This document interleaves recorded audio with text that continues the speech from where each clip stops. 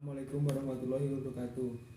Perkenalkan, nama saya Andreas Pradana dengan nomor NPM 2170201027. Di sini saya akan menjawab pertanyaan dari UAS mata kuliah Teori Komunikasi. Yang pertama yaitu saya akan menjelaskan 7 tradisi ilmu komunikasi yang menjadi grand teori dalam ilmu komunikasi.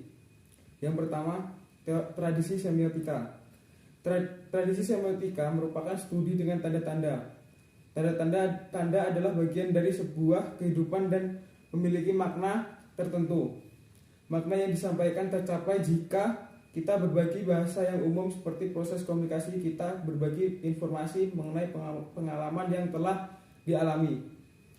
Tradisi ini menunjukkan bahwa apa yang kita anggap alami atau jelas perlu dipertimbangkan dalam sebuah konteks. Contohnya adalah anak tertawa dan berlarian dengan tanda bermain. Sebuah cincin di jari manis tangan kiri adalah tanda pernikahan. Dan orang dewasa yang menangis di rumah duka adalah tanda kesedihan. Yang kedua yaitu tradisi fenomenologis. Fenomenologi merupakan bentuk aktivitas sehari-hari dalam sebuah kehidupan. Tradisi fenomenologis ditandai dengan komunikan berdasarkan pengalaman keberbedaan. Para fenomenologis percaya bahwa keyakinan seorang individu tidak seharusnya mempengaruhi komunikasi yang berlangsung. Dengan contohnya yaitu orang mencari tahu tentang bintang atau langit karena didorong oleh pengalamannya melihat bintang dan langit. Yang ketiga yaitu tradisi sosiopsikologis. Tradisi ini menegakkan model sebab akibat.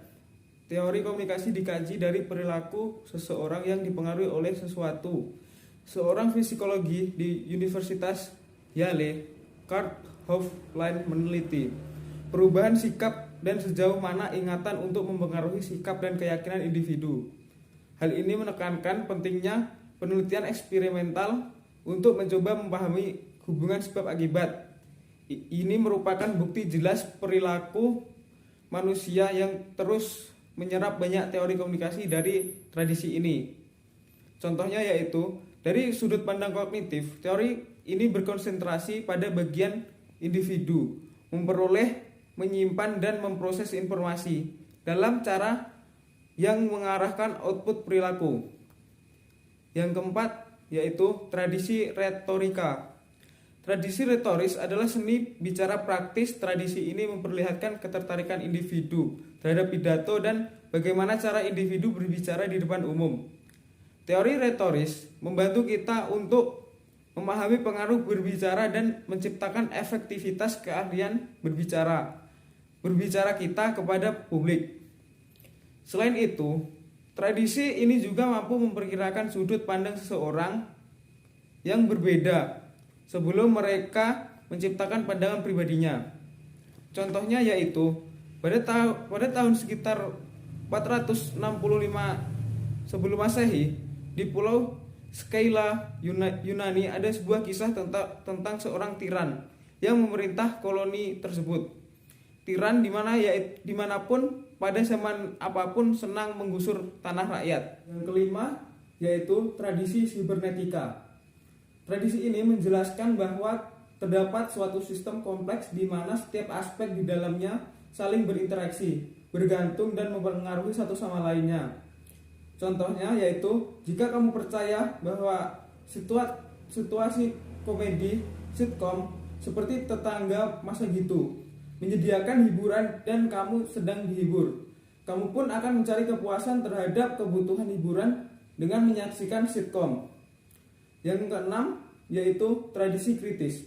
Tradisi kritis, seseorang yang peduli dengan ketidakadilan, penindasan dan kekuasaan dan didominasi linguistik akan mengidentifikasikan diri bahwa mereka sebagai ahli teori kritis. Para ahli teori kritis mengatakan bahwa kita mempunyai legitimasi untuk mempertanyakan asumsi yang memandu masyarakat secara terbuka. Mereka juga berusaha untuk mengungkap bagaimana masyarakat mendefinisikan kebebasan, kesetaraan, dan alasan. Contoh dari teori ini yaitu tradisi yang berangkat dari sebuah asumsi yang kemudian dibentuk menjadi sebuah pendapat yang disandarkan dari pengamatan atas adanya kesenjangan dalam masyarakat. Yang ketujuh dan yang terakhir yaitu tradisi sosiokultural. Tradisi ini dapat disimpulkan sebagai interaksi kita sehari-hari dengan orang lain, sangat bergantung pada yang sudah ada sebelumnya, bersama pola budaya dan struktur sosial. Tradisi sosiokultural mempunyai aturan dan pola interaksi yang unik. Seiring dengan orang berkomunikasi, mereka menghasilkan, memelihara, memperbaiki, dan mengubah. Contoh dari teori sosiokultural yaitu pengalaman yang membuat Jajang sadar bahwa ia sangat beruntung karena ia masih memiliki keluarga, meskipun kakeknya baru meninggal dunia, dan sempat membuat ia sedih. Setelah bertemu Joy, sebatang kara, tetapi tetap hidup dan semangat dan ceria. Pertanyaan yang kedua yaitu menjelaskan yang termasuk dalam model teori yang digunakan dalam menganalisa, yaitu yang pertama adalah pesan.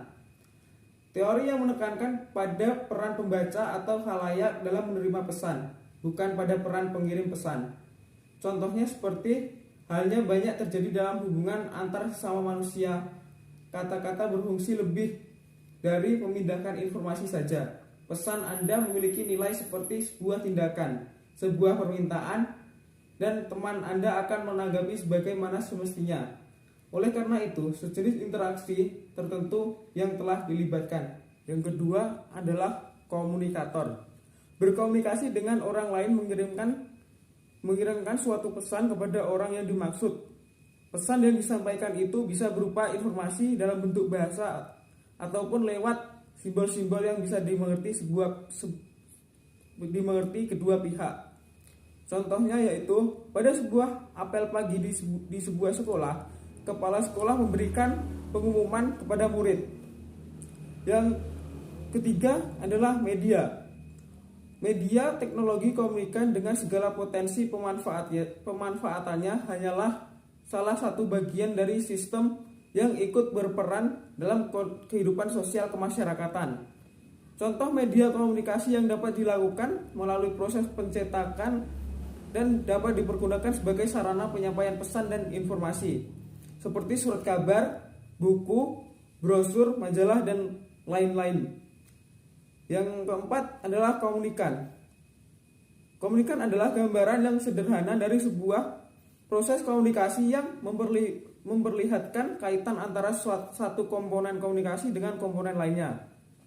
Contohnya yaitu komunikator harus mencari terlebih dahulu latar belakang sosial, budaya, pendidikan, dan ekonomi dari komunikan, supaya pesannya dapat tersampaikan dan diterima dengan baik. Dan yang terakhir adalah efek. Dua topik utama yang berkaitan dengan kajian media selain psikologi, media teori, komunikasi, dan sosiologi. Contohnya seperti perasaan lega dari para pembenci, atau rasa hibah atau kasihan juga dapat diartikan keheranan khalayak mengapa dia melakukan perbuatan tersebut setelah kita mendengar atau membaca informasi. Sekian, itulah penyampaian materi yang sudah saya bacakan. Saya akhiri. Wassalamualaikum warahmatullahi wabarakatuh.